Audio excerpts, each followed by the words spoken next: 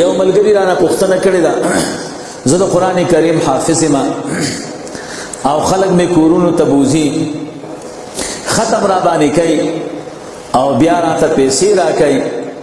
زمونږ د جماعت امام دی او هغه راته وایي چې دا حرام کار دی، ناروا دی. د دې متعلق د شریعت څه مسله ده؟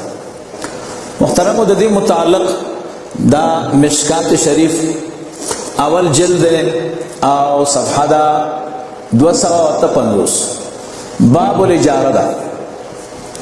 دې باب کې د حضرت عبداللہ ابن عباس رضی اللہ تعالی عنہما روایت ته دے فرمائی چې یو څو نفر د رسول الله مبارک صلی الله علیه وسلم د صحابهو نه یو کلی ته ورغله، پاغې کې یو سړی لړم چې چلو یا مار چې چلو.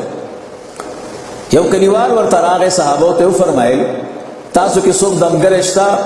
من کې یو سړی لړم یا مار چې چللی. په دې صحابه کرامو کې یو صحابي ورغی، نور روایاتو کې راځي هغه ابو سعید خدری رضی الله تعالی عنہ ورغه او سورۃ فاتحه ور باندې وی، خو شرط پکې ولګاو چې ما تبا په شکرانه کې پسونه راکې. هغه پسونه راوړ او خپل ملګرو تراغه.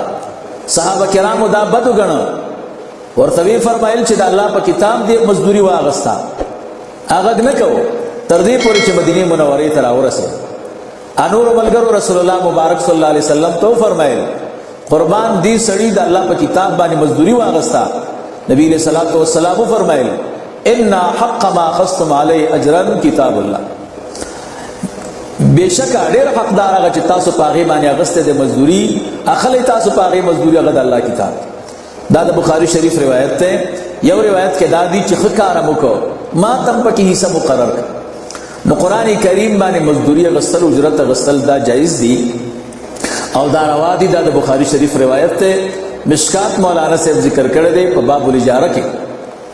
علماء ذکر کول په باب الاجاره کې هم دې د پاره وایي څنګه چې اجرت په عام شیونو روا دی، داسې په قرآن کریم هم روا دی. دې فصل ثانی کې هم دغه موضوع باندې د خارجه ابن سلط رضی الله تعالی عنہ روایت موجود ده. اول تا یو لیونی باندې چې دی او صحابي دمه چولې ده، هغه ور باندې سورۃ فاتحه ویلې ده او هغه ورته مزدوري ورکړه. رسول الله مبارک صلی الله علیه وسلم نے پختنه کړی دا. نبی علیہ الصلوۃ والسلام ورته فرمایله خلق په باطلو دمونو باندې خوراک کوي، تاسو په حق دم باندې خوراک کړئ. نو لہذا قرآن کریم باندې پیسې غسل زمونږ استاد علاقه کې اگر کده اجرت رواج نه دی، بلکې زمونږ استاد علاقه کې د تحفه او د هدیه او د صدقې رواج دی، باغې کې هیڅ مشکل نشته. نو لہذا دا حدیث پرنا کې یو حافظ او یو قاری صاحب چا بوت او ختم پیو کو به روپۍ ورکړي، دا جایز دي.